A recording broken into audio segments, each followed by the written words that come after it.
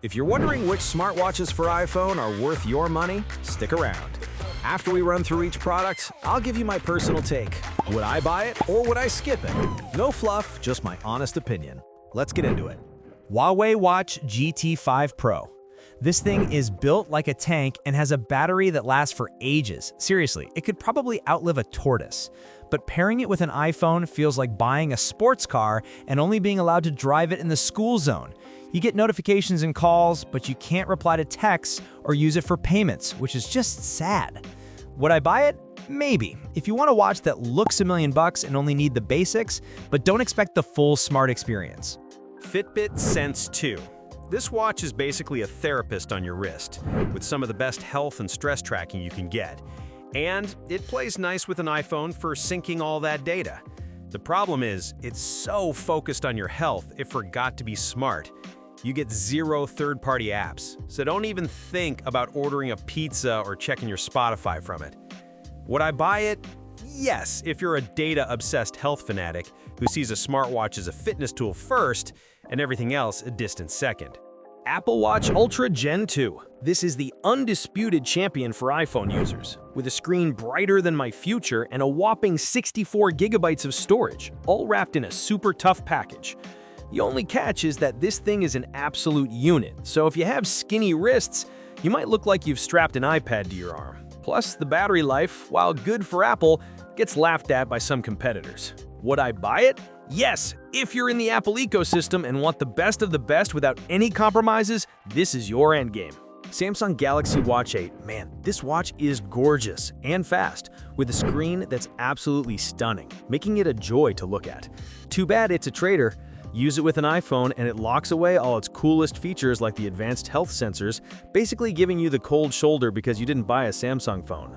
Would I buy it? No. Using a Galaxy Watch with an iPhone is a fundamentally broken experience. It's like trying to put a square peg in a round hole if the peg also actively hated the hole. Samsung Galaxy Watch FE. Here we have Samsung's budget option, which has a surprisingly decent always-on screen for a watch this cheap. But it's running on a chip that feels like it's from the Stone Age, making it a bit laggy, and the battery life is so bad, it will barely get you through a full day of use.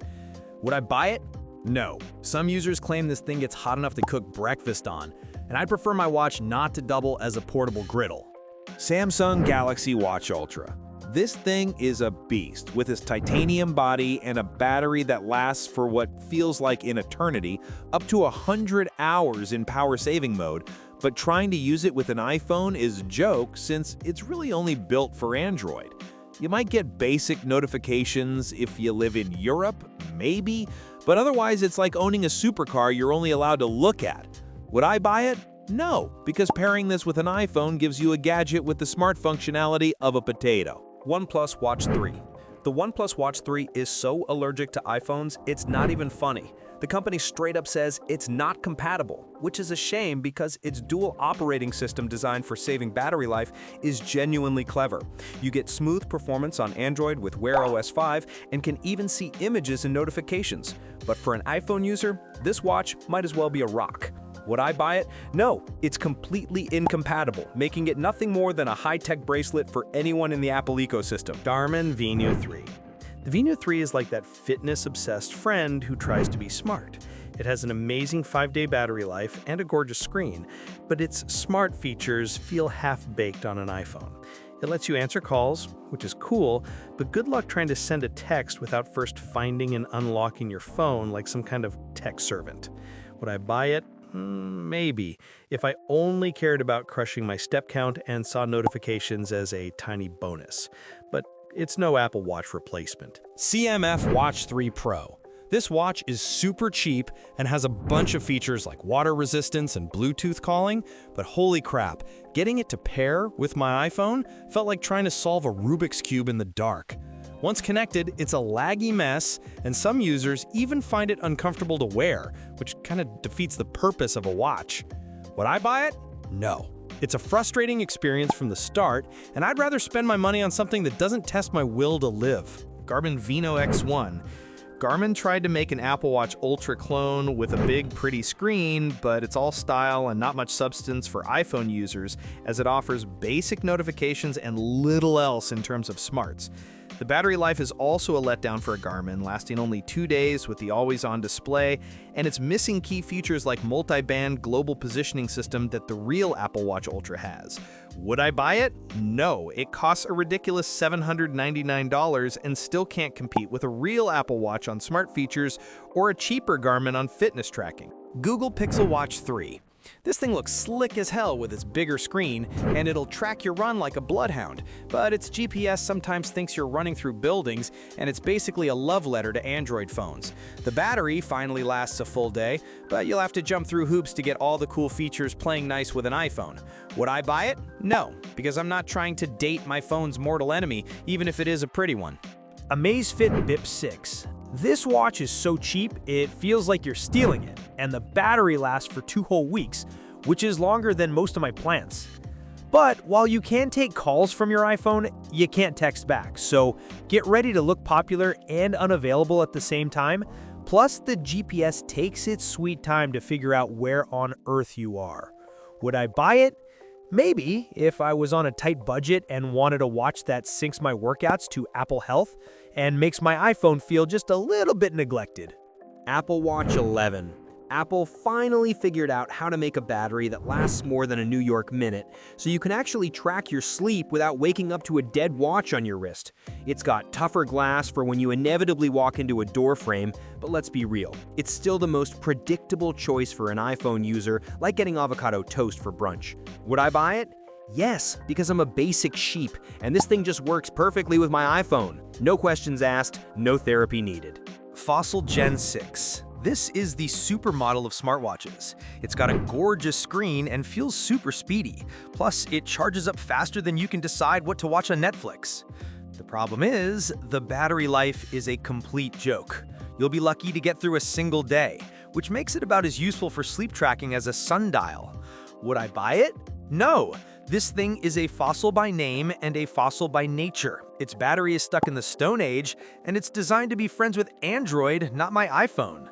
Garmin Vivoactive 5.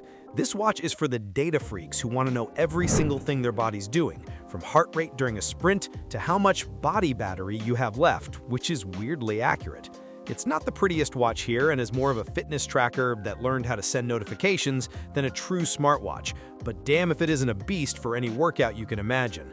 Would I buy it? Yes, if my main goal was to outtrain my enemies and I didn't care about fancy apps, this thing is a reliable gym buddy that will not die on you. OnePlus Watch 2R. This watch boasts an incredible battery life and a clever dual operating system that feels futuristic, but using it with an iPhone is a nightmare since Wear OS and iOS don't play nice together. It's also baffling that it completely ignores women's health tracking, a feature that's standard on pretty much every other competitor, making it feel like it was designed in a cave. Would I buy it? No, not for an iPhone. It's like buying a 4K Blu-ray player when you only own cassette tapes. Fitbit Versa 4. The Fitbit Versa 4 is so comfortable you'll forget it's on your wrist, and its 6-day battery life makes the Apple Watch's daily charging needs look absolutely ridiculous. However, it's more of a glorified fitness tracker than a true smartwatch, since it lacks third-party apps, and its heart rate monitor can sometimes be as accurate as a drunk stormtrooper's aim. Would I buy it? Maybe, if you just want fantastic sleep tracking and to count your steps without being chained to a charger every single day. Amazfit Balance 2. This thing has a battery that goes on for up to 21 days, which is long enough to have a midlife crisis and come out the other side before it needs a charge. And the massive 1.5-inch AMOLED screen is just stunning. It is on the pricier side though, and some of its promised AI features weren't ready at launch, which is corporate jargon for don't load your breath. Would I buy it? Yes. It's a fantastic health tracker for any iPhone user who wants all the data without selling a kidney to pay for it. TicWatch Pro 5. The TicWatch Pro 5 is a performance beast with a genius dual-layer display that pushes its battery life to an impressive 4 days, making most other Wear OS watches look like they're running on potatoes.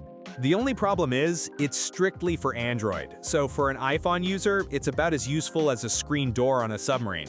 Would I buy it? No. Buying this for an iPhone is a complete waste of money, unless you plan on switching teams.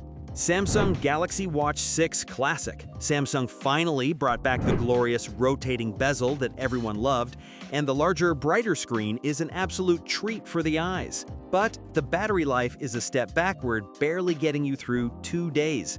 And the best features like ECG and blood pressure monitoring are exclusively locked to Samsung phones, which is a massive slap in the face to everyone else. Would I buy it? No. Pairing this with an iPhone is like buying a Ferrari and then only being allowed to drive it in your garage. Thanks for watching. I hope this video helped you pick the smartwatches for iPhone for you. If you have any questions, drop a comment below. Links to all of these products mentioned in this video will be in the description.